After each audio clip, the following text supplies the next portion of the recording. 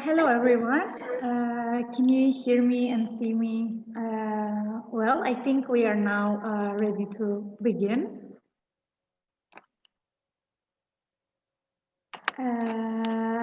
Welcome to our online discussion today on displacement as a global experience.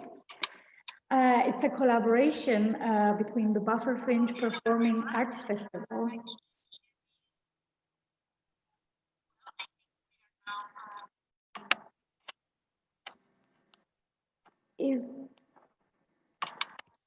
Is my voice coming through okay?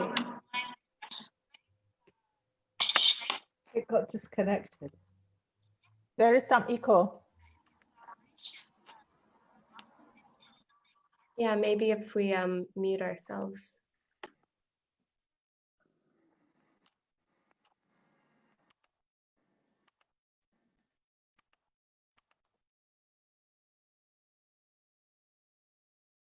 Is that okay? Because I could hear my voice back.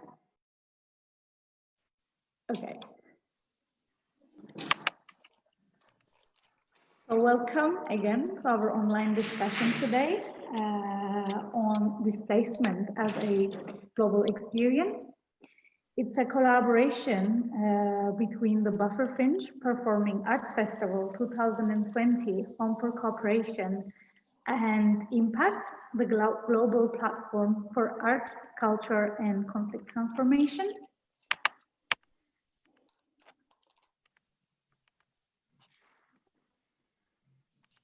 As the COVID pandemic is affecting organizations globally, blocking cultural and academic events and conferences from taking place physically, we believe that it is of particular importance to create a ground for stimulating talks and vibrant discussions which can be accessed by all to contribute to the artistic exchange, global dialogue in arts for social change.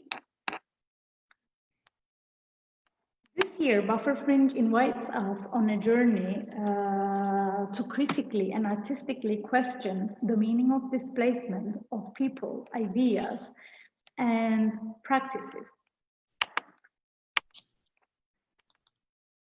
Through this discussion, our aim is to explore the relationship between peacebuilding, art, and displacement and question their entangled meaning. The Buffer Fringe, the only fringe festival in Cyprus, started its journey in 2014 with the aim of breaking all physical and mental barriers through the transformative power of arts from the Home for Cooperation, which is a multi-communal community space in the buffer zone in Nicosia. Displacement as the theme of a fringe festival that stems out from the buffer zone of a still divided Cyprus certainly carries deeper meanings and outcomes as the healing and resisting power of artistic expression opens new grounds to understand the role of memory, remembering, and peace building. For today's discussion, displacement as a global experience, we will be focusing on case studies from arts which are related to displacement with examples from scholars and practitioners working in the field. So I would like to welcome Armine Avetisian from Impact, Arjen Barel, also a Buffer Fringe 2020 thinking partner, Buffer Fringe 2020 artists, Rim Maghribi, Manuela Mafro-Michalis, Fahriye Kemal, Maria Cubaro, who all come together under the group Collectiva Inama, Argiro Nicolau, and Emily Forsyth Queen, who will be facilitating alongside myself today. So our discussion is divided into three parts, and we will be starting with a clip from the Acting Together on the World Stage documentary, which will be followed by Emily's presentation and discussion. And then we will move on to Armine Avetisian with Haven't We Shared Much Salt and Bread Together, and Argiro Nicolau's history lesson.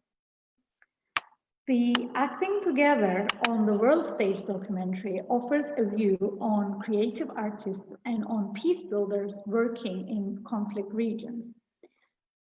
Haven't we shared much salt and bread together on the coming together of a group of Armenian and Turkish women to cook traditional recipes together? And history lesson on an alternative Cypriot history course based entirely on films that were shot in Cyprus. Each part will last for half an hour. During the first 5 minutes, we will screen short clips from the mentioned documentaries, followed by a short presentation. Then we will have 20 minutes for discussion. The first 10 minutes will be by our discussants, and during this time, you can all write your questions in the chat to be discussed in the latter 10 minutes of the partly discussion. Without further ado, I'll leave the floor to Emily to tell us more about Impact and the Acting Together documentary, which will be followed by a discussion on whether artistic and creative practices deconstruct and reconstruct our understandings of displacement and their role in peace-building processes. Emily, the floor is now yours. Thank you so much. Hi, everybody. My name's Emily Forsyth Queen, and I'm calling in from near Boston, Massachusetts. And I've been involved in Impact for 2 years now. Impact stands for Imagining Together Platform for Arts, Culture, and Conflict Transformation. And some of my favorite parts of it are that it's worldwide. We have folks who are involved very actively from almost every continent. And it's also a very values-driven group of folks who are really trying to make a difference together. And the purpose of the group is really to strengthen the arts, culture, and conflict transformation ecosystem. And the word ecosystem is a word that we use to point to the rich diversity of the folks who are involved in this and the interconnectedness of all of those, of the people involved in arts, culture, and conflict transformation work. And that includes individuals, organizations, people working on the global stage, and those working very, very locally. And also includes people working from different disciplines, across cultures, across regions, and with many different ways of communicating and ways of viewing the world. And Impact is a really emergent and flexible group. That's something that we're constantly, shifting and evolving and coming to being. Oh, and I'm going to drop a link to Impact's website in the chat here. So if you want to learn more, you can go and check us out. And one of the examples of the emergence of Impact is this collaboration with the Buffer Fringe program, Buffer Fringe Festival, which turned into, it was a response to the pandemic and a way to support a part of the ecosystem, which is artists and artist teams who are creating new work for the Buffer Fringe Festival. And Impact has provided support in the form of connecting folks, the artists, with thinking partners who can exchange knowledge and ideas around what the artists are creating in the run up to the festival. So, and they're thinking partners from Cyprus, Argentina, Serbia, Holland, and many more. And I think there are many of those thinking partners and also Impact folks on the line with us today. So if you'd like to just say, hi, I'm one of the thinking partners in the chat, that would be really lovely. Oh, there's Carmen waving. I can't see everybody, so yeah, please say hi. So yeah, oh, and I wanted to also give another link to a little more information about that collaboration, which has been really fruitful. Moving toward the Acting Together on the World Stage project, which is where the clip that I'm about to show comes from. That was a worldwide collaboration that really planted seeds for the Impact project and many other things that I think came out of it.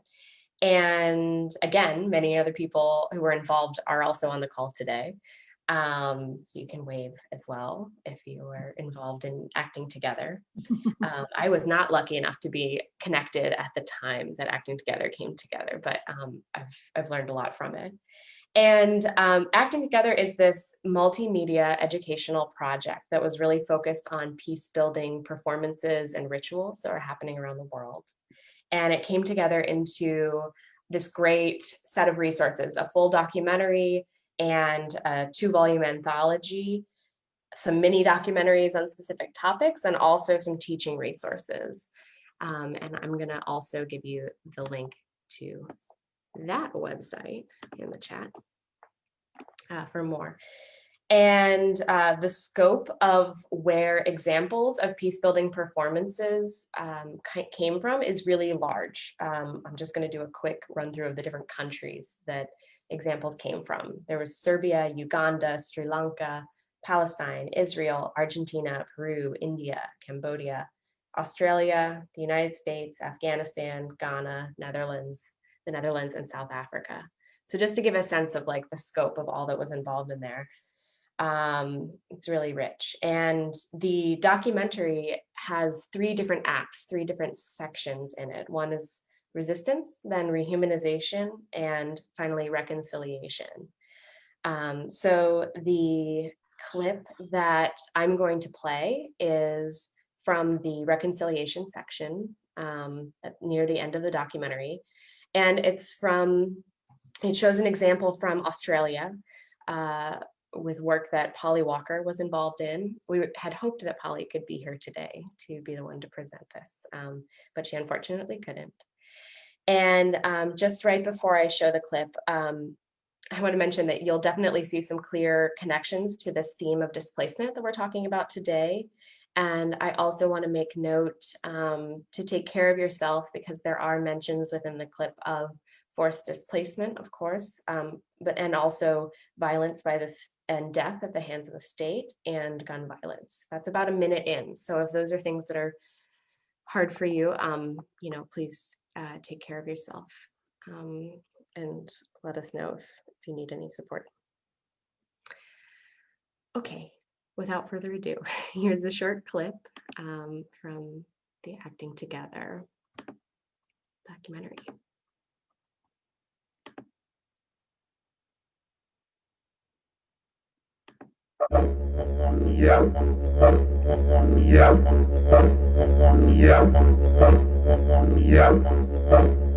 I grew up Cherokee of mixed descent on a ranch in a wilderness area in New Mexico. I heard stories from the elders there of the profound healing that came about for them of returning to their traditions. I think it's particularly effective in these ceremonies in colonized countries because it was actually a deliberate part of colonization to silence those other aspects. They were considered heathen.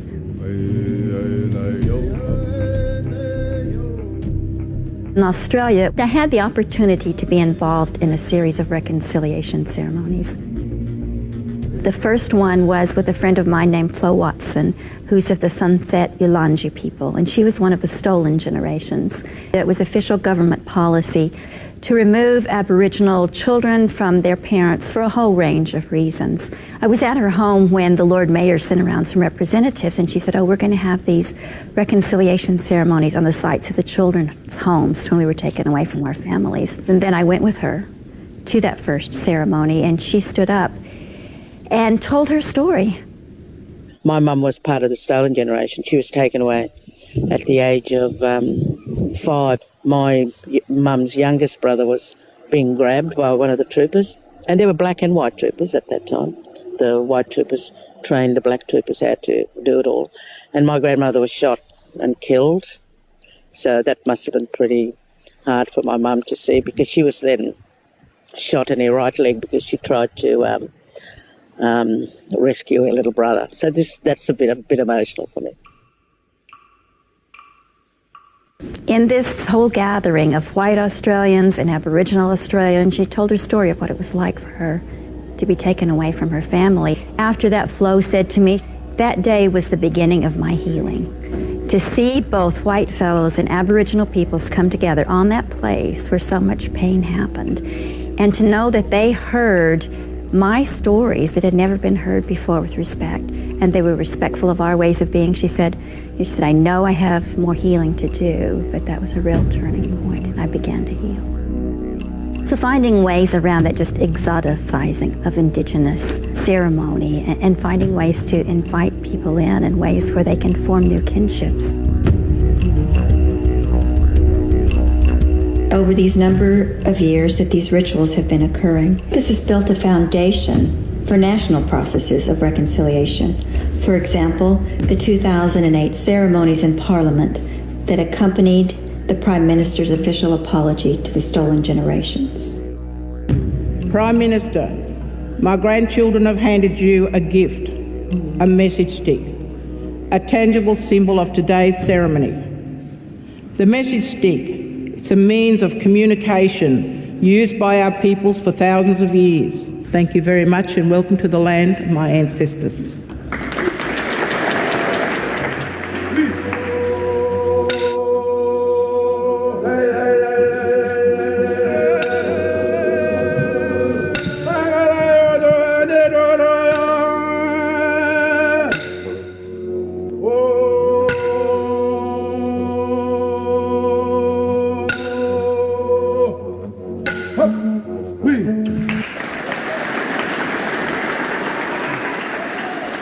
Today we honour the Indigenous peoples of this land, the oldest continuing cultures in human history.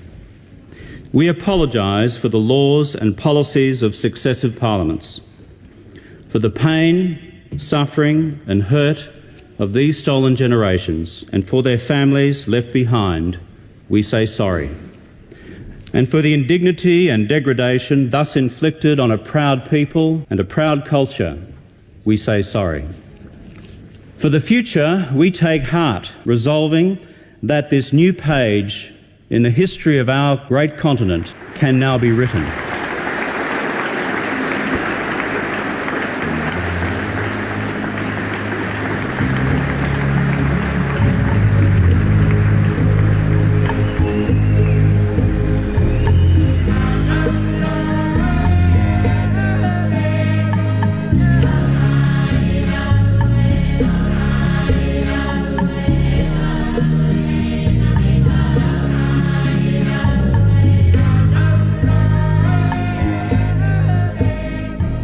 Sometimes I think I'm working with these groups of people and they're so few, and we're so scattered. And then I realize, no, that work is going on in Peru, and it's going on in Cambodia, and it's going on in the prisons in New Orleans. How can we then continue to support each other? We're not alone.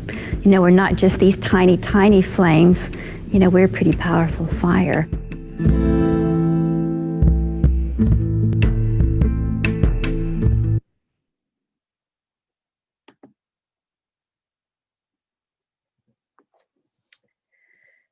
So I just wanted to briefly mention that with that clip, there's very obviously displacement from homelands and splitting up of families, and also to just note that all of this happens without crossing formalized borders necessarily. And I think that's one particular aspect of this piece that brings a particular perspective.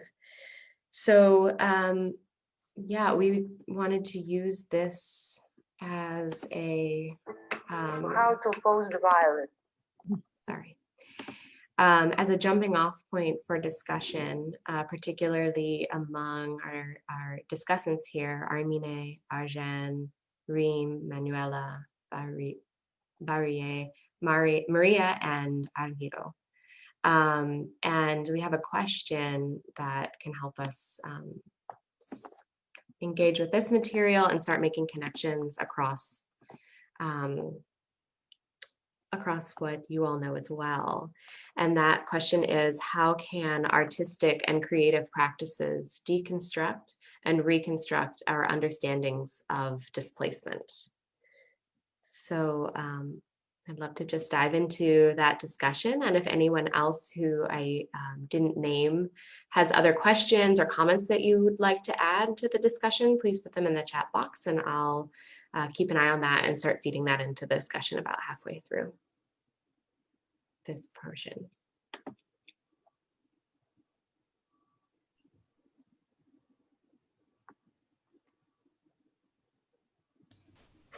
I can start with some thoughts. Thank you, Emily, and thank you to the Buffer Fringe Performing Arts Festival for this opportunity. It's been a pleasure working with the whole team and looking forward to the future events that the team has planned, and thank you to Impact as well for their support and their collaboration.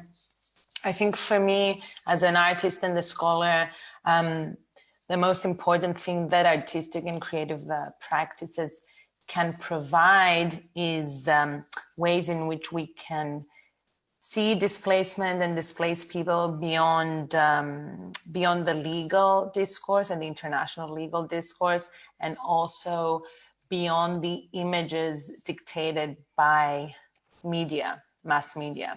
So it's important to be able to see not only displaced people, as humans, but also as dignified people and as dignified humans. So in the instance of the clip that you just shared, Emily, the fact that we're able to view this ritual of reconciliation and witness a part of an Aboriginal ceremony, that helps us sort of move past the sensational, sometimes images that media show of people who are suffering, people who are perhaps are destitute, these images that are usually associated with displaced persons. And giving that dignity through different kinds of imagery and a different kind of discourse is something that at least for me is an important part of the arts and of creative practices. I'd like to add to that. Arigiro, I think you said that beautifully. Before I go on, I just want to say a big thank you, Emily, for the thinking partners. I think it's been the most amazing gift. And I know I'm speaking on behalf of Reem, Bahriya and Maria, all of us. We absolutely love Arien, and we've started bringing other people on board too, because of the whole idea of a thinking partner is amazing. But to carry on with what Arigiro was saying, I loved what you mentioned, Arigiro, about the political imagery that we see and moving away from that. A lot of what Collectiva Inanna is doing involves poetry.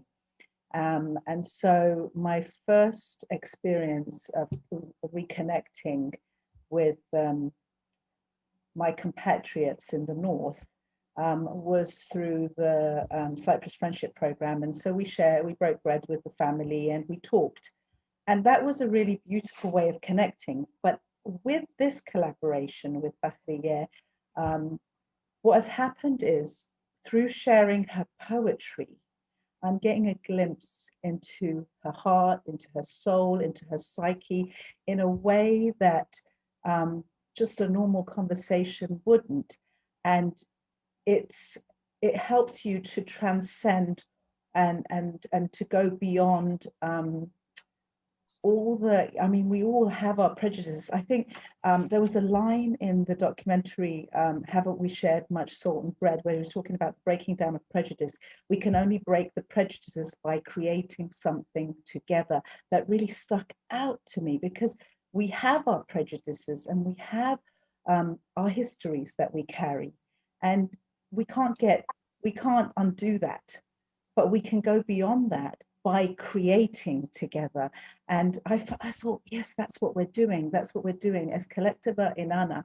We're coming together, and Bahriya brings her story, Maria brings her story, Rim brings her story, I do, and then together, it's like a tapestry or something that's being woven together, and suddenly we're not separate anymore. We're creating something really beautiful. And with that, it's no longer Turkish Cypriot, Greek Cypriot, Syrian refugee, and the commonality of that displacement that we feel although the displacement may be different for each of us, but there's a commonality of feeling, of loss, of grief, and it's a really beautiful thing. It's a really beautiful thing. Hi, is it okay if I just come in and also just thank everyone who's here and thank the organisers and Impact, the Thinking Partner. It's just been amazing working with the Thinking Partner. And just to add on what's already been said, in complete agreement, I feel like the literature and arts is a means, and just seeing through this video as well with the Indigenous population, is a means where we have a platform to speak. So those in the margins can write back to the dominant narrative and provide an alternative narrative that is the human experience, that captures the actual lived experiences, and through exchanging those stories via literary and artistic form, as we have found with Collective Ainana, we're generating an alternative narrative, a collective solidarity, where together we are displaced, together we are suffering. And that for me is the core of the literature and arts, that provides that alternative towards the peace building that the Impact has so beautifully shown in their video. Thank you so much for sharing that.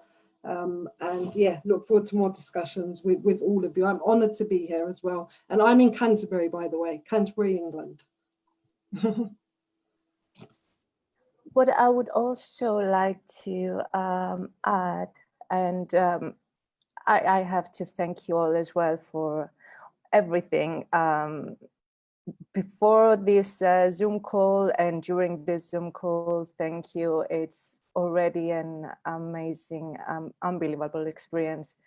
And it's it means so much for all of us to be involved in this process. Now, I had this thought playing in my head, and I'll try to express it as better as I can, because I haven't had the opportunity to really process it. But the question, how can artistic and creative practices deconstruct and reconstruct our understanding of displacement? And I can, from the moment that I read this question, I'm thinking of artistic and creative practices as mediums themselves. So we have a displacement that is usually taken as a literal kind of concept, as a literal word. Whereas by trying to tackle this concept through artistic and creative processes, you just kind of displace it for this literal, conscious and very straightforward academic, if you wanted, conceptual framework, and deconstruct and reconstruct it in a more subconscious, unconscious and creative ways. So if there is a way to deconstruct displacement, is by, in a way, displacing it from its, how to say, very theoretical framework it's being understood in the political world and the academic world and the very, I don't know, rational world we're trained to live in and understand. And I think that was one of our first things that we did as Collective Ainana. Maybe it was before we even understood ourselves as Collective Ainana. We took the concept and we understood displacement in as deep way as possible, from the displacement, from the moment we are being displaced from the womb, in a sense. And we understood displacement in a broader sense as an inherently human characteristic that has also been a human torture in a way, in the end. And part of our struggle. So I don't know, that was a thought. Yeah.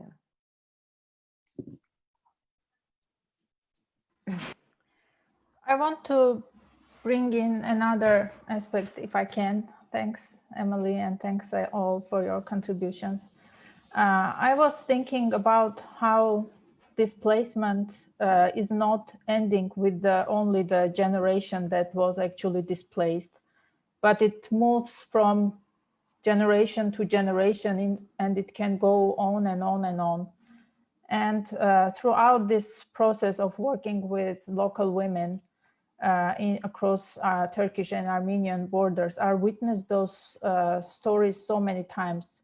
When you come to realize that even the little kids, the young kids who are already born in another country, they have their life in a totally different setting, but still they carry this narrative of displacement, and they even don't call them like their origins from the place they are born, but rather the place that their ancestors come from, and how people try to recreate their home through various media, like again, food or growing some particular, crops or vegetables that were particular to their initial home, and trying to make this home live in the new home through various forms.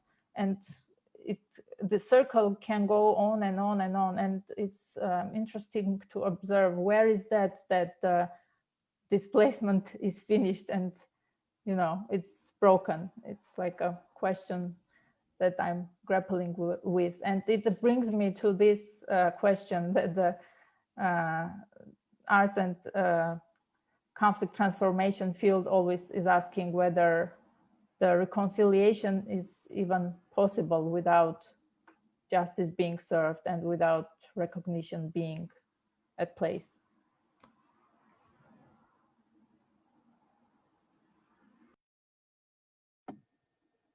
Thank you all for these great examples of expanding the idea of displacement and thinking more broadly across time and with fuller ideas of human experience, and getting more real and multifaceted. That's what I've been hearing across this. And I wanted to add what Monica put in the chat, that for me, she says, for me, it is the way that creative and artistic expression involves a visceral experience in a way that other forms of transmission don't. When we can separate ourselves from the embodied experience, we can more easily reject or minimize it, or allow it to become politicized rather than humanized. So maybe that's another element to add about the deconstruction and reconstruction in embodied ways of ideas of displacement. Does anyone from our group of discussants have something to add from that?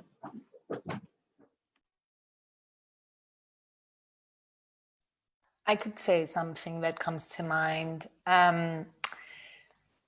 Monica's comment is very interesting, because if you haven't experienced forced displacement yourself, right, then embodiment becomes, you need to think about embodiment itself in creative ways, right? So if we're thinking about performance and something like theater practices, then in that sense, we use our bodies and we use our voice and we use our senses to communicate an experience that can't really be replicated, sort of, but at least we can help to get some sensation across, or some sort of feeling, I think mostly, or some sort of, when they say something moves you, right? When they say a work of art moves you or a work of performance moves you, I think that's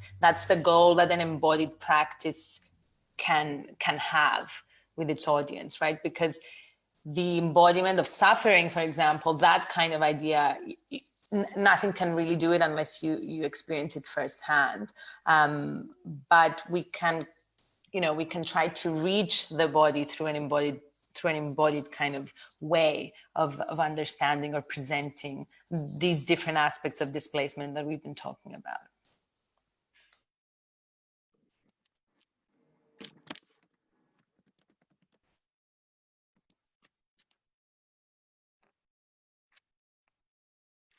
we have any other comments? Yeah, I see one more in the chat box here from Cindy Cohen, who says, it's interesting that in the case of indigenous communities, people are displaced while staying on their own land, but the culture that dominates the space has stolen their own land from them. Displacement without any movement necessarily. The rituals are a kind of reclaiming of place, perhaps. Yeah, definitely. I can just jump into that. I think with indigenous narratives or any formerly colonized site and that post-colonial moment, the moment after, it is, I think, displacement, and it's within the word. It's all about place and space. It's all about that relationship with place and space. And of course, when it comes to the indigenous, they're very much spiritually connected to their land. And places are just wiped out and remapped and rewritten new place names, because by rewriting, by remapping, by reconstructing these sites, the imperial powers or the white man can take control of it. And it's a kind of, it's a wiping out of their maps and their connection to the land. But it's so interesting, such an interesting point that they're still in their place, but their place has become alien to them. And I completely agree with that element of reconciliation with the land, reconnecting with the land, remaking that which has been broken in relation to the maps that they know. Thank you. Yes, exactly. And we have some great things. Ooh, there's so much that just came through the chat. I'll read that out, and then maybe if we can have one more comment from our discussants before we move to the next section. From Monica, we might also consider what has happened to indigenous communities as genocide as well, which may be a more accurate expression. Many indigenous communities here in the US refer to their experience that way. And then Alada also said, the place of artists is to grant communities the permission to reclaim what was formerly theirs, but has become alien to them. And then Lee says, these are often called internal refugees. And as Armine noted, the subsequent generations, I think, continue to experience this displacement. And Rita has shared a work called Dancing with Strangers from Calais to England, a work where Rita performs a choreographic act of border transgression by taking the words and movements of people who are in the refugee camp to England, where they would like to be. And there's a link there to see more. So yeah, wow, that was a lot that just, and also One Last Dance and Kea Damsa, a work where Rita constructed her leaving of the UK as a 2-month-long dance from England to Ireland, my new country post-Brexit. Thank you for sharing those, Rita. So if there's maybe one more comment from our discussants, taking any parts of all of that which was shared here around the ideas of displacement.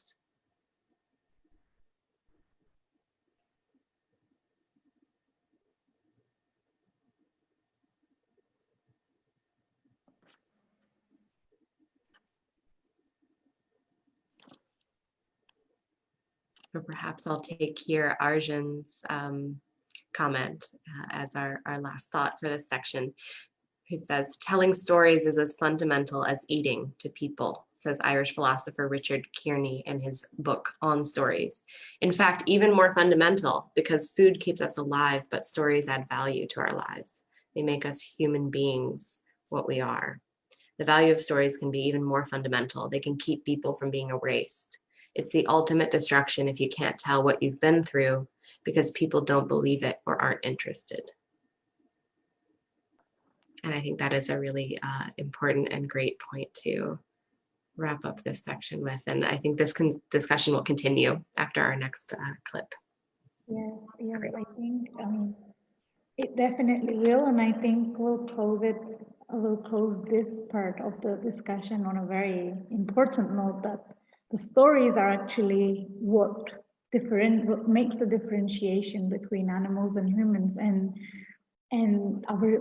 we tell our stories, and that's how we exist. And I think art is also another way of telling these stories, which also contains this subconscious element, this visceral element that Monica just mentioned. So we see an embodiment of all of these experiences and all of these things that maybe we may not even be aware of.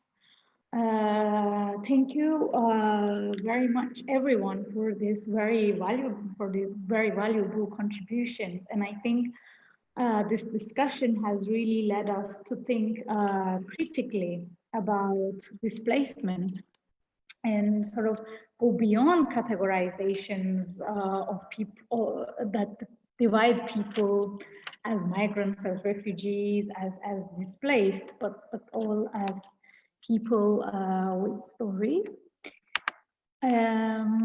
Following on, we have a clip from Haven't We Shared Much Salt and Bread Together with Armine Avetisyan, where a woman from Gümri, which is in Armenia, and Kars in Turkey, come together to challenge the hostile narratives rooted in traumatic past and the current political stagnation between their countries by cooking the traditional recipes from the region and sharing the food with the wider communities across the close border between Armenia and Turkey. And through the clip and the discussion, we will be questioning whether creative forms bring to the fore new forms of remembering and rehumanization. Armine, the floor is yours. Thanks, Nihal. I'll play the clip now, and then we'll tell you a little bit more afterwards. So I'm sharing my screen.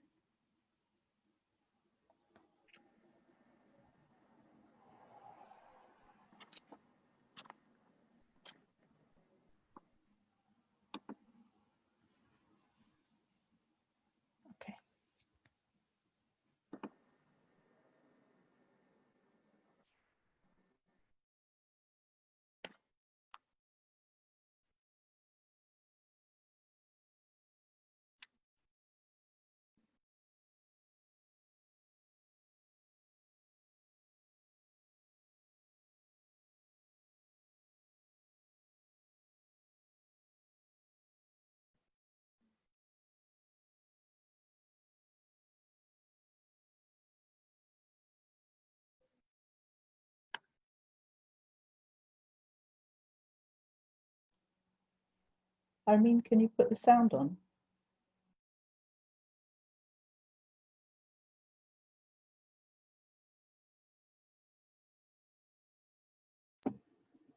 Yeah, Armine, the sound isn't coming through on the video.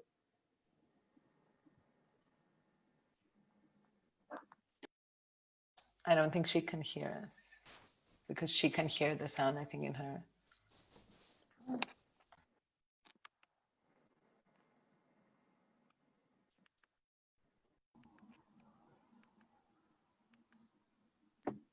Hi, Armine, can you hear us? We're not able to hear the sound from the video. Oh, you don't? Mm-mm. Sorry. I'm playing it from my computer, not on internet. Would that make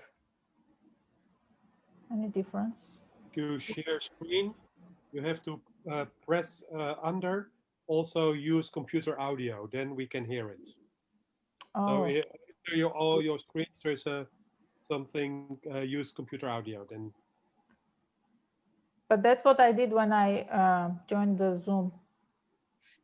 I think when you, so I think you'll need to stop sharing, and then when you go to click share screen, there should be a little in the bottom left-hand corner. Oh yeah, share computer sound. Sorry about that.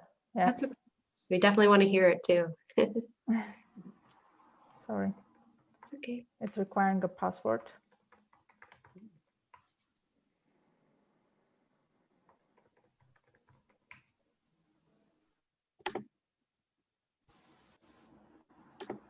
You hear it now? No, somehow. Oh.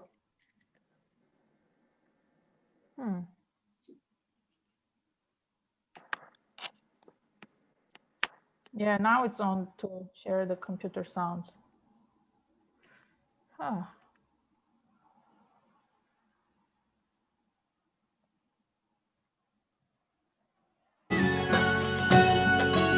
No? Oh, okay.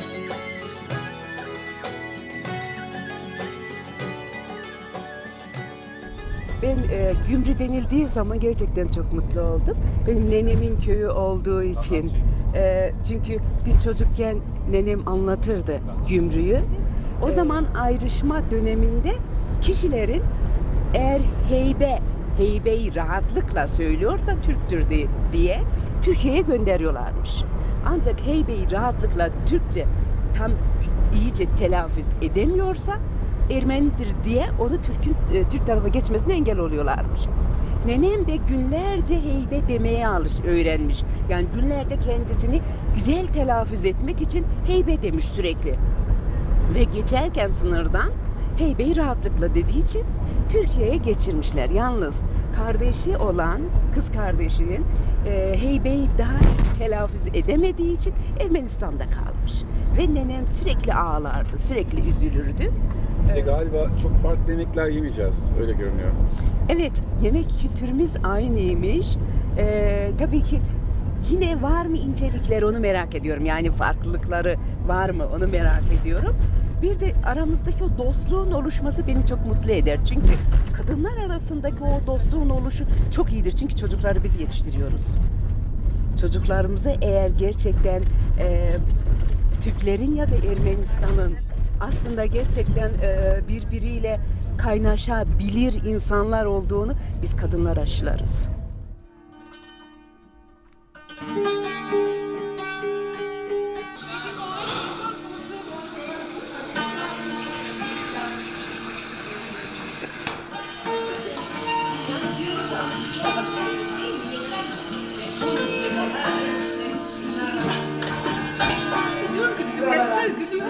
Sizin mutfaktaki bizi kesecek neredeyse.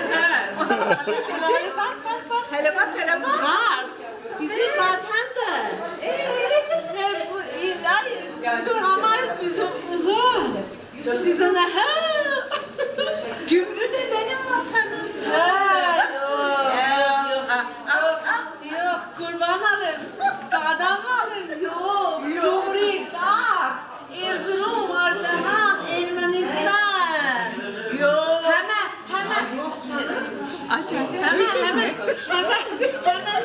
Hemen yeni dur. Burada da senin vatan. Yeni senin. Beraber ezmi tuz. Ekmiş yedilik.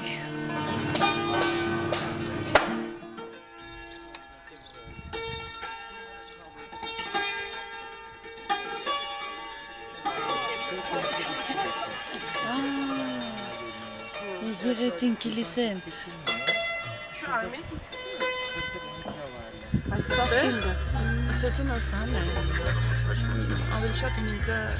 Muzey. Muzey te mezgite. Ermeni kilise muzey? Ne? Çe. Evet, patates söylüyor. No müze.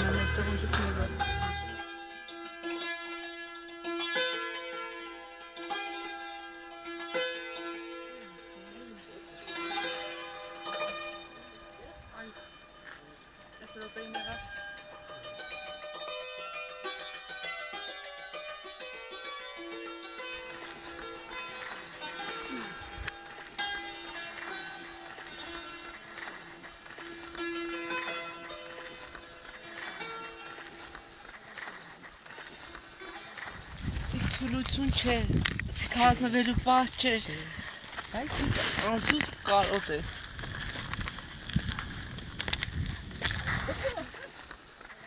Այս այնտեղ իմ տունս է։ Ոստեղ սահման չպետք է։ Այո։ Իմ տունս ու այստեղ պիտի մեկ է սահմանը չես է։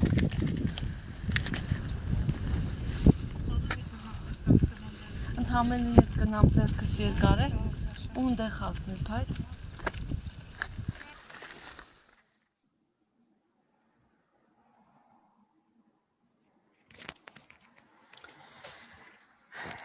Yeah, so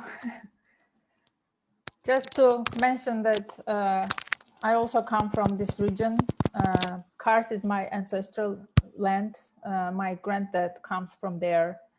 And I was born and raised in Gyumri. And while growing up, I was always hearing that our family is originally from Kars. And it was always a conundrum for me. How can we be from a different place if we are born here? We live here for so many years. Even my dad was born here, and we have never seen this place called Kars. Why my family always keeps saying that?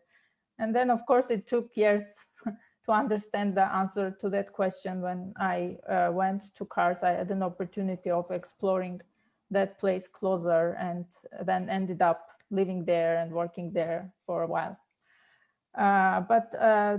To mention that initially this was not the aim, the intent behind this documentary was not to make the documentary per se. It was just a project which was aiming to bring together the local women from both sides of the closed border and to make their voice heard in these reconciliation initiatives that were taking place quite intensively back then.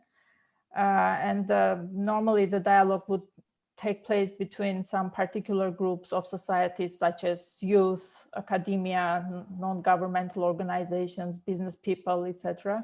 But if you don't hold necessarily a professional career, or if you are not in one of those groups, you would not have access to these initiatives, or your voice would not necessarily be heard at this. So this was a little bit to bring up those unheard voices and to hear what women on the ground think about that, or what is their attitude towards all this, whether peace between two people is possible at all. And so we thought the kitchen would be a good place to start these conversations. And I should say there was lots of positive emotions, there was lots of hugging, there was lots of acceptance, there was lots of laughter and jokes. But on the other note, there was also lots of different conversations. And as you would see in this little clip, lots of very hard emotions that women were facing. There was lots of unlearning and new and shocking truth probably that people were discovering on the way while visiting each other in each other's cities and kitchens.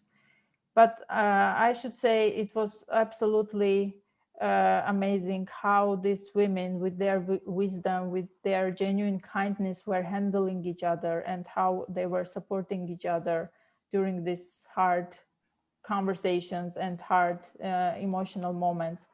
As you would see, even like claiming the land from each other, they were like making it in such a delicate and in such a fun way that it wouldn't like do any harm to either of them. It was really fascinating to see that these peace building skills are actually something that exists in these communities from the very beginning. Like it's genuine, and you don't need to teach any course or anything to them. They have it inside, and it's a big force that can move things forward. Yeah, I think I can stop there and we can carry on with the discussion. Can I just say one thing? Let me just say that I watched the documentary and I found it very, very moving, and it solidified the idea that, you know, when these kind of things happen, the feelings are the same. And I paused the video and I wrote down, it's not a weakness or a surrender, it's an irresistible longing. And I just kept thinking about that line over and over again, because we talked earlier about, you had mentioned, I mean, generational displacement, right? I never visited Northern Cyprus until, not even as a child. I was 5 when the invasion happened in Cyprus, and I was living in England. But I carried this deep grief and this deep loss because of the stories. This is what Ariane is talking about, that the power of the stories. So we can feel displacement through stories, and we can heal through stories too, which is wonderful. So the antidote is the same as the poison, so to speak. But I felt so keenly that yearning, that irresistible longing, which is what happens with the displacement, is such a yearning for something, and this creating together with Collectiva Inanna has taken me away, because it's easy to lose hope and to feel that everything is futile and there's nothing we can do, and to feel disempowered, completely disempowered, because our politicians are doing things and the elections say one thing, and you think, oh, it's always going to be like this, nothing is going to change. But you know what? Actually, something has changed. And although I'm just one person and I'm just a speck of dust in this universe, there's been such a profound change in me through our collaboration and in creating this piece that is going to come together, that it's through the arts, it's through storytelling, it's through creating together that we can heal and that we can empower ourselves again and not to feel so disempowered. So I just want to say that your documentary was amazing. I mean, I loved it, and I had tears in my eyes. Also with the other documentary, but perhaps because this was all this part of the world with the Greek, I was going to say Greek coffee, but is it Turkish coffee? What is it? You know, with the coffee cups and when they were telling each other's fortunes, I thought, oh, and they were wrapping the dolmadas together. And I just thought, wow, how beautiful is that? How beautiful. Really Thank well you, done. Manuela. Thank you so much. Yeah, I'd also like to come in and I mean, I just say a massive thank you for producing that. It's just excellent. It's such a beautiful piece, and I was particularly struck by the way there's a process of obviously bordering heritage, and what you're doing in the process of the documentary is unbordering heritage. And I love the way you used food, which is it's just perfect food to kind of capture the conviviality between these women, that confirms to us that these borders are just man-made, drawn borders by the dominant narratives, man-made maps again, you know, coming back to maps and displacement in relation to that. And you've just unbordered heritage, and especially through food and the language and that element of he or she from across the border is dehumanized, right? They're the barbarian across the divide, but you have kind of rehumanized them, and using food and that convivial, communal conviviality between women in particular, I just loved. So thank you so much. I found it to be such a powerful, powerful piece. Thank you for sharing that. Thank you, Bahriye, for your comment. I loved your formulations of unbordering. Thank you. And just to add something. Oh. Yeah, go ahead, please. First you. Oh, thanks. Well, so just add something. So you first. You go. No, you go. Okay, I just wanted to kind of in reference to Bahriye's comment about the main narrative, which is always infused on us by male. So the same micro scale thing we experienced also in the kitchen, actually. So when the women were cooking together in a kitchen in Gyumri, So we were in a restaurant kitchen because it was such a mass production. We were going to feed the whole local community. So we wanted to share the food with as many people as we could. And therefore we were in a restaurant kitchen cooking. And then suddenly, I'm not sure whether some of you maybe haven't watched the whole documentary, but suddenly the owner of the restaurant comes into the kitchen and he's starting an argument there, saying, no, dolma is not a Turkish dish, it's an Armenian dish. It can't be presented here as a Turkish dish. And suddenly the women are like, what's going on here? And you see this micro nationalism, like narrative imposed by male and interfering that beautiful, peaceful process and breaking everything. It was such a, you know, very describing the world we are living in such a perfect way.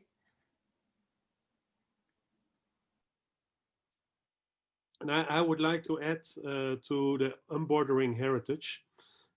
Borders are also based on stories. In my recent book, I wrote, I work a lot also in Palestine, Israel. And in my recent book, I wrote, they didn't build the wall to avoid that people could cross the border. No, they built the wall not to allow stories to cross the border. Because when you, we always work from Storytelling Center, from the slogan, the enemy is the one whose story you do not know. And when you don't want a situation to be solved, when you want to feed hatred, you build a wall or you make a strong border, because then you fuel the hate. And that's, of course, in the interest of the benefit of the people in power. Let's put them there. To fuel this hatred. That's why they built walls. So I love the unbordered heritage, because heritage is then also one of the things that is used in this fueling hatred. So I love the word Bahriye, unbordered heritage. I'm going to steal it from you. You're welcome to have it.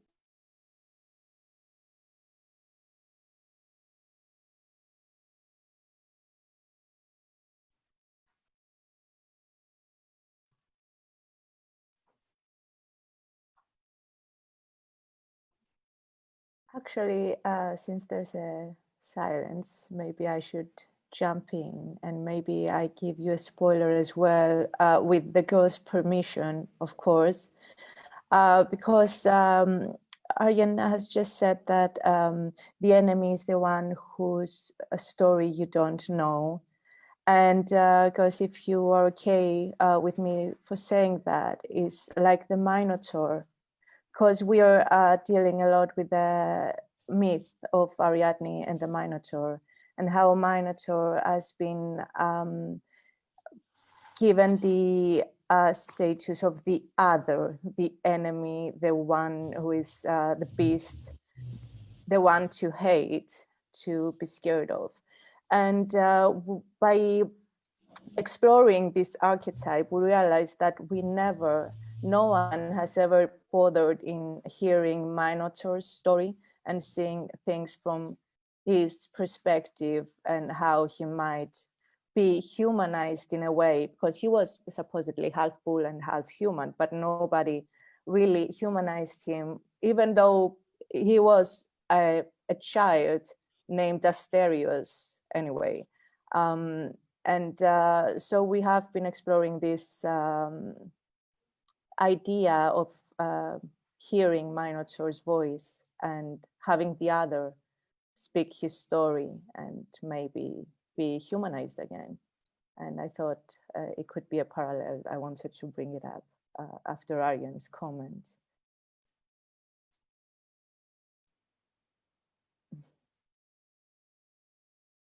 Which speaks to the question that you put, Emily, is how can creative forms bring to the fore new forms of remembering and rehumanizing? So if we look at the story of the Minotaur, then when we look at it from the Minotaur's perspective, we are rehumanizing him, giving you a different perspective of things. maybe being open, you know, to see beyond the grand narratives and the way everything has been put into boxes, a certain story we follow, we have been taught, and being open to understand the other side of the story, or maybe not generalizing, not having the other as an enemy at all times.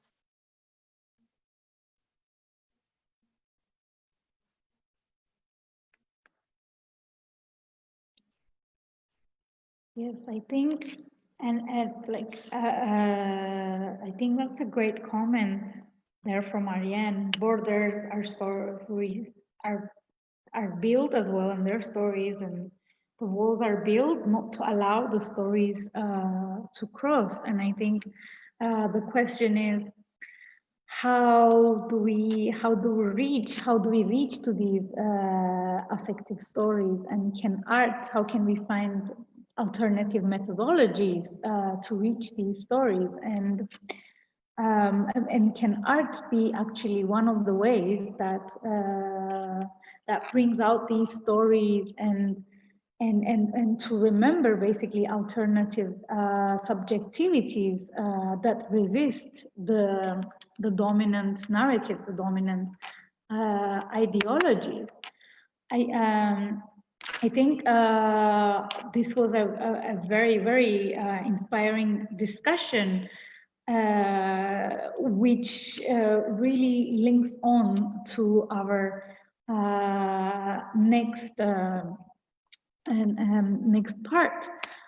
Because through this documentary, we could see that home is not a place you come from and you go to, but rather a combination of displaced memories scattered around the common land. And we see how this reimagination of home and displacement becomes a reflexive process.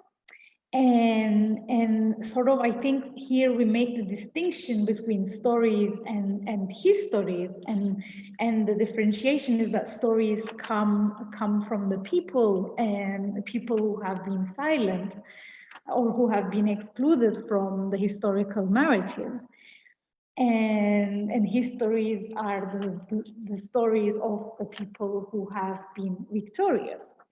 So then we have the history lesson from Argyro Nicolaou, which is a 14-week-long Cypriot history course, an alternative history course, based entirely on films shot on the island before its division in 1974. And I think with this clip and the discussion that will follow, we will really go deep into how art can serve as resistance at a moment and space of transition, embedding creativity into a social process. So now I would like to invite Argyro for the next part. Thank you, Nihal. So I'm only going to preface this, the short video I'm going to share with you just a little bit. History lesson draws from these sources that are rarely sort of viewed and looked at and studied. These films shot on the island before 1974, before the island itself was divided, before its people were displaced for the past 46 years. And it's a response, it's a history lesson that responds to the othering of your own space, right? I was born on the south of the island. My mother is from the north, and we never had, especially Greek Cypriots, we never had the chance to understand the island as a whole outside of the Greek nationalist narrative. So I turn to these sources, these artistic sources, these film sources as an alternative sort of primary text for a history of the island. So it's, you know, this history lesson with its videos and its stationery and its accompanying materials, it's tongue-in-cheek, it's art-focused, it's pretty much the opposite of nationalism and propaganda. And it combines narratives from the films themselves, but also narratives from fiction and non-fiction sources, anecdotal stories about Cyprus, family narratives, and geological narratives of the island, all these things that get suppressed in the name of nationalist history education. That if you grew up on Cyprus, you know, that's pretty much the only thing you get until you're an adult. So I hope you enjoy. Okay, where are you? Oh, excuse me. Sorry. Here we go. Okay.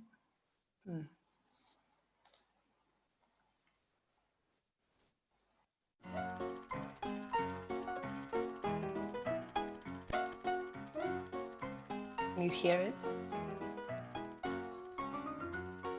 History lesson number 1. Geography is history. At the conclusion of this lesson, you will have developed a thorough understanding of the following terms: island, maps, tragedy, prehistory, the West, archaeology, island dwarfism. Assignments. Find Cyprus on the map. Draw a map of Cyprus. Draw a pygmy elephant. Speculate on the effects of island dwarfism on humans. Feel free to jot down your thoughts in one of our specially designed complimentary notebooks. Then take a photo of your answers and upload it to Instagram, tagging us using the handle @TheRealHistoryLesson. You can then take the notebook home with you.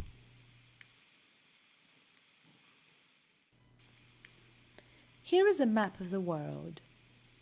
We'll take a closer view of the Mediterranean Sea. In the east of the Mediterranean lies an island, the island of Cyprus.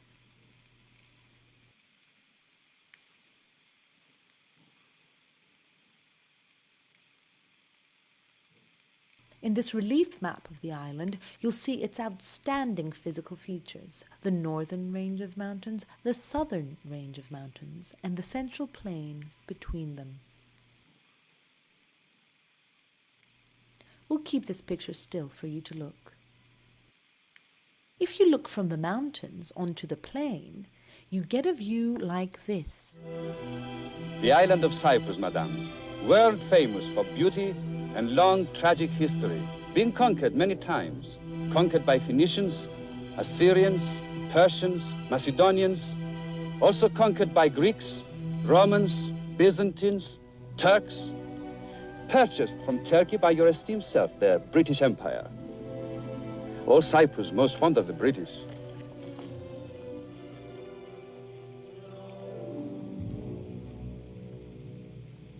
Multiple geological surveys have confirmed that the island first rose from the sea 90 million years ago as 2 separate islands.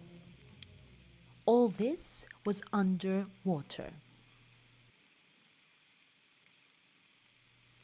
Other sources mention that Cyprus was in fact part of the continental mass of Asia, a piece of Anatolia lopped off.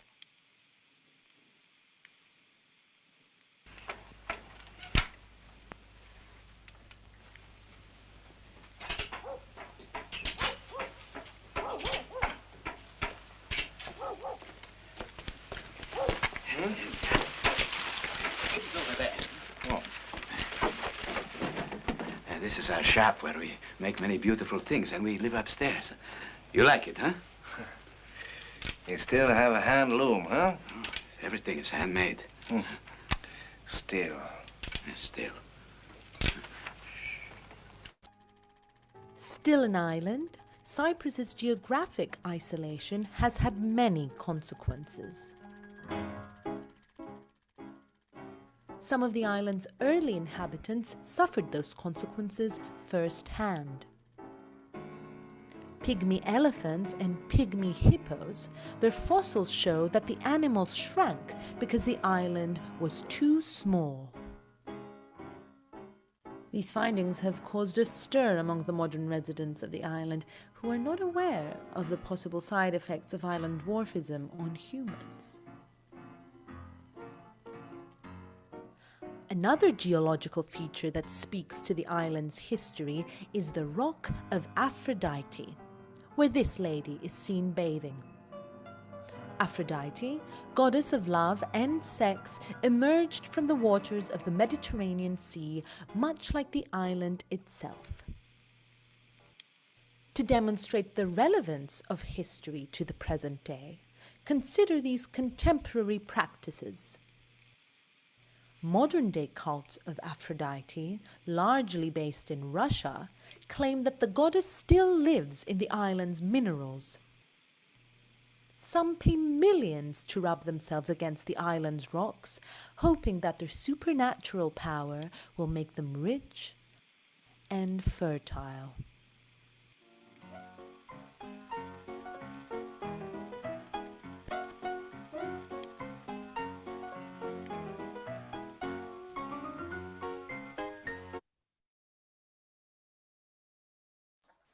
Okay, so the idea around this history lesson is that it ironizes, of course, the style of official and national historical narratives and their authority, and it uses alternative sources that are either post-colonial, colonial films or foreign film productions shot on the island that somehow our education has completely bypassed in favor of, as I said, jingoistic narratives of Greek or Turkish nationalism or what have you. And so for me, as an offspring of the island's division, discovering these visual traces of an island that was undivided, of a camera that basically recorded the island's space before the divisions of the 60s and the 70s came about,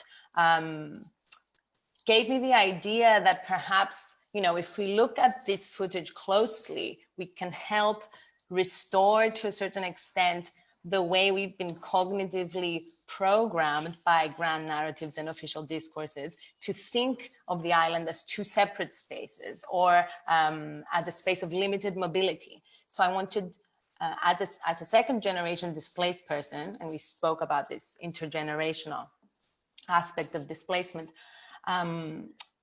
the way I got to know the island as a whole, beyond the stories of my mother, was through these images.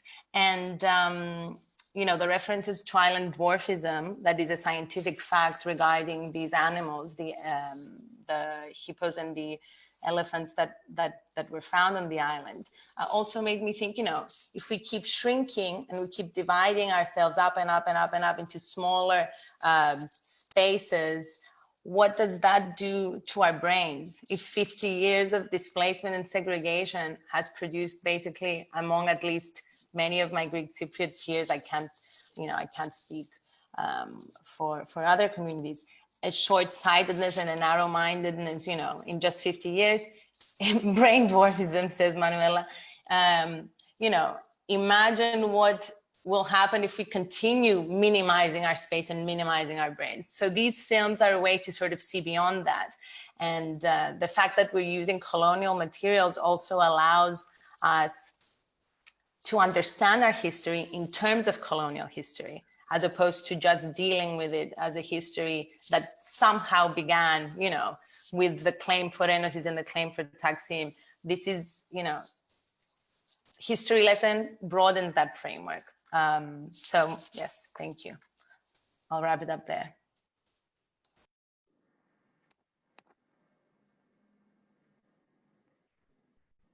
Hi. Lovely. Well, thank you so much. Again, it's just been a tripling of just unbelievable, wicked stuff. Thank you so much for sharing that. I really love the way that you've focusing on history, because obviously any partition and the root of our partition in Cyprus comes from the competing narratives and the deadlock. And on both sides of the divide, the histories we learn are fixed histories. They're not the displaced histories. And just the way that you've kind of looked at it through the, you've unfixed history. And you've disturbed that, and I just love the way that you looked at like geography and spatiality in relation to that element of displacement.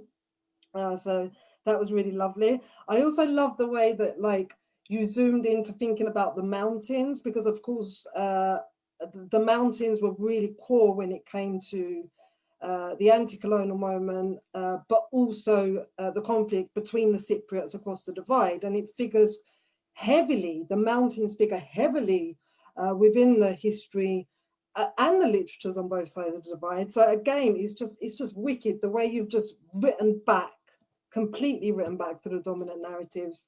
Also quite interesting how you've used Western narratives to write back rather than the Cypriots' own, but great, nice, love it. So thanks so much. Thank you, Bahria. I should add that the mountains also feature very prominently in almost all of these films. So what I found interesting is that foreigners come to the island, and I chose the foreign productions on purpose, right? Yeah. They come to the island and they identify the 5 important landmarks that are sort of filmable. And by sort of presenting that idea of what the island sort of is, you, on the one hand, yes, you exactly what you said, you unfix the divide and you sort of unlook division. I say, like unlooking division through through those images. But you also sort of get educated in this Western colonial gaze or exoticizing gaze that we're not used to. I think in Cyprus, we're not very advanced in thinking of ourselves as post-colonial subjects. And I think that stops us from developing critically as a society. Yeah.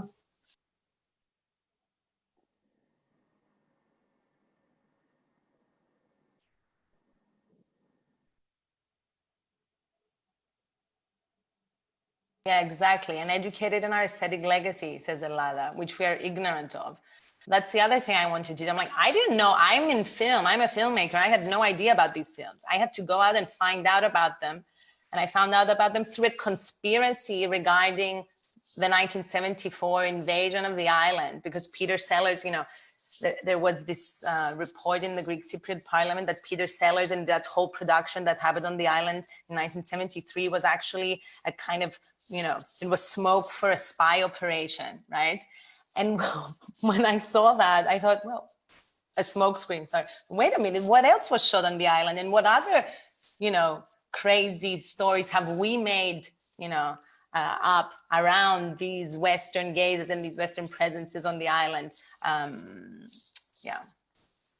You're doubly writing back. So you're writing back to the dominant nationalist Greek or Turkish narratives, but also writing back to empire and the imperial narratives, mostly Western, but it could be, the Ottoman as well. It's lovely, nice.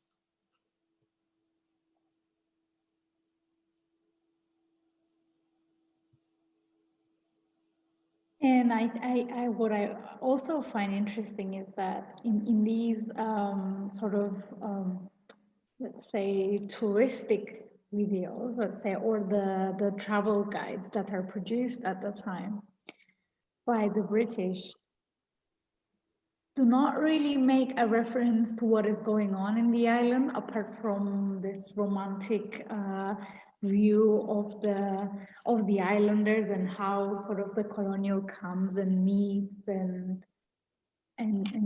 this sort of dynamic, which really surprised me, because all we hear about Cyprus history for that period is violent conflict and displacement and etc. Whereas in these narratives, you don't have any reference to that whatsoever.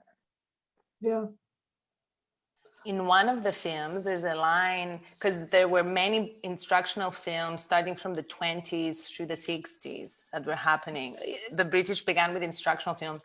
And actually, if anyone has any information about the later part of the Ottoman rule here and any visual imagery from that time, I would welcome that material because it's very hard to come by.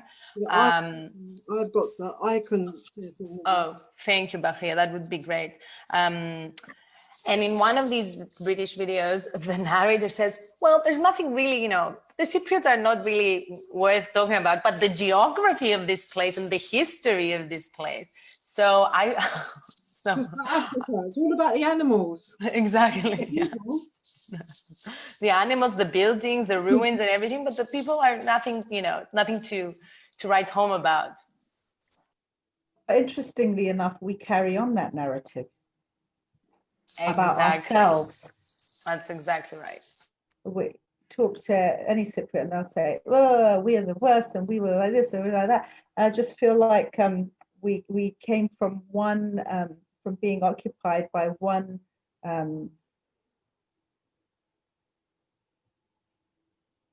being colonized, and before that being, having different invaders in the island.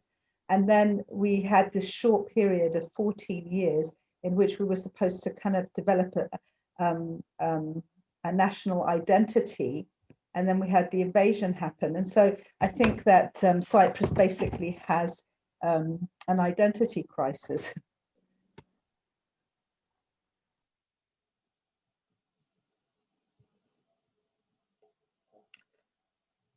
Is it Nihal?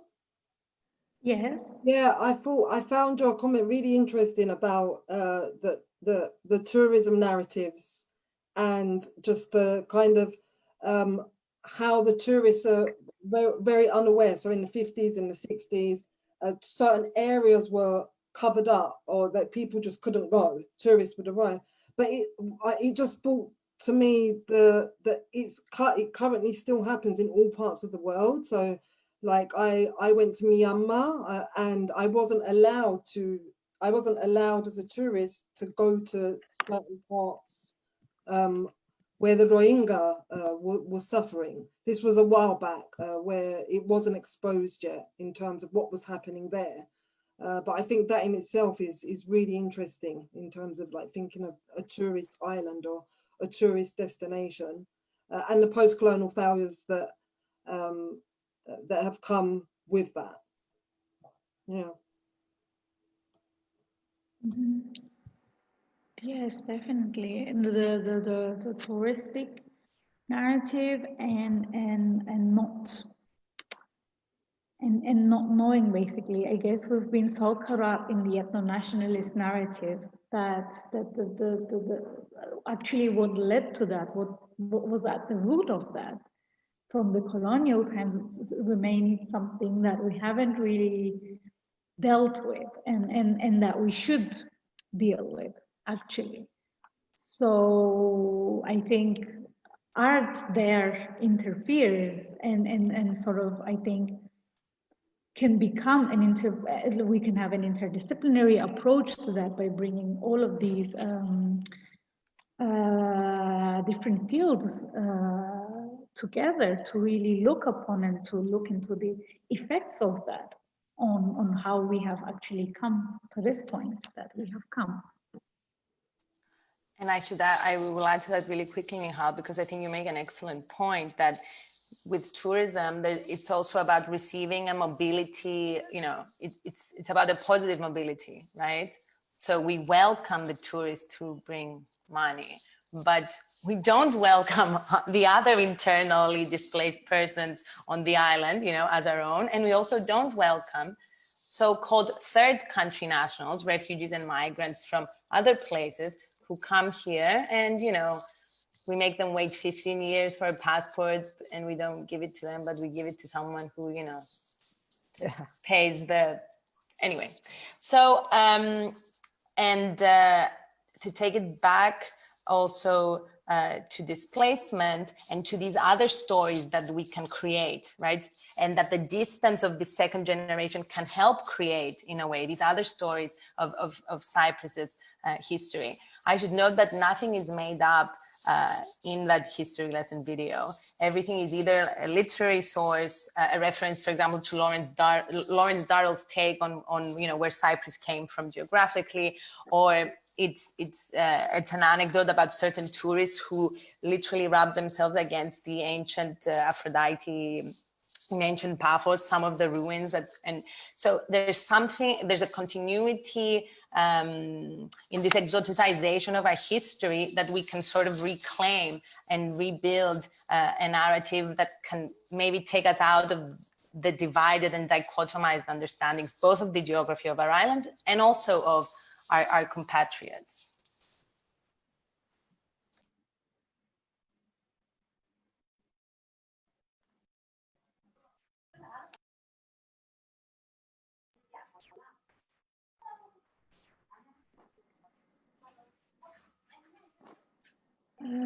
Maria, we cannot hear you. I was kind of contemplating whether I'm going I thought you were to say what I'm thinking, because it might change the subject a bit or displace it for that matter. So I was thinking, we're speaking, by the way, Argiro, I really loved, it's very impressive, your approach and the way you see history and expanding history education in this way. It's much needed. And thank you for sharing as well. And I'm thinking, seeing the movies, the Western kind of view and take on Cyprus, I've also been thinking, okay, so we're speaking about stories or his stories or artistic creations, and the stories we need to give and say and how we're going to approach it. And then considering these films that were downplaying actual Cypriots, the inhabitants of the island, for the sake of the scenery and everything, I'm thinking, so it's also about whose gaze and whose ears are our stories targeting. And the approach we're taking as storytellers is also heavily affected by this. We need to consider who do we want to be heard from or seen from. Just a thought to throw in the in our melting pot here.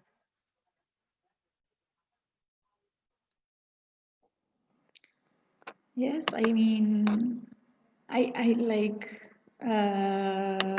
think that is a very important question to ask, whose gaze, because indeed it's about a perception and about questioning the dominant narrative and about resisting it, basically. And indeed, I believe that this discussion rendered visible the role creativity can play to resist social norms and very widespread perspectives that are entangled in disciplinary mechanisms.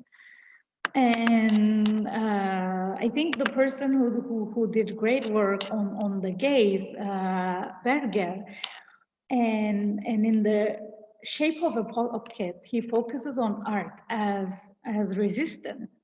And he argues that the act of resistance is not only the rejection of what we're constantly being presented, including political and ideological lies, but it's also to voice the invalidity of this picture, which is something that can be accomplished through art. And I think that what we were presented were very good examples of showing resilience to the existing understandings through art. And I think with that said, I sort of wrapped up my thoughts, and I'd like to ask Emily she would like to add anything else before we close the discussion, as we've kind of passed our time limit. Sure, thank you, Nihal. One thing that's really come to my mind during this conversation is the idea of abundance and expansion, expanding, adding, reclaiming, and complicating narratives, especially, and stories, I think was a really big theme throughout, just in order to see a fuller scope of humanity and to have more there to work with.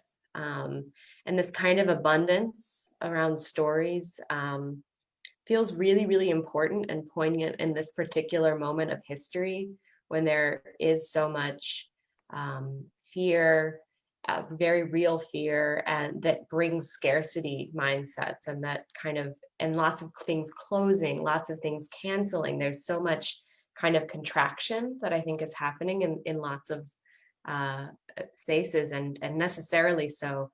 So the reminder of the abundance that we can still have through the arts, even in those moments, and how important that abundance of having additional stories and letting them unfold, and having the spaciousness for them just feels really extra important right now. So I love how many people here are involved in those actions, and they feel very important, and thank you for all you're doing to keep the spaciousness and abundance alive. And with that, I'll turn it back to Nihal for our last moments. I would like to thank all of you for this very inspiring discussion that I think gives us a lot of material to think about, a lot of things to question, because I think it created a reflexive space to question the nodes in between mobility, displacement, confinement, during these times that were actually, most of us are confined in our homes, and yet, you know, we come together and we're able to have this discussion with people from all over the world, and about home and abroad, and past and present, peace and rupture, and actually how all of these are interrelated.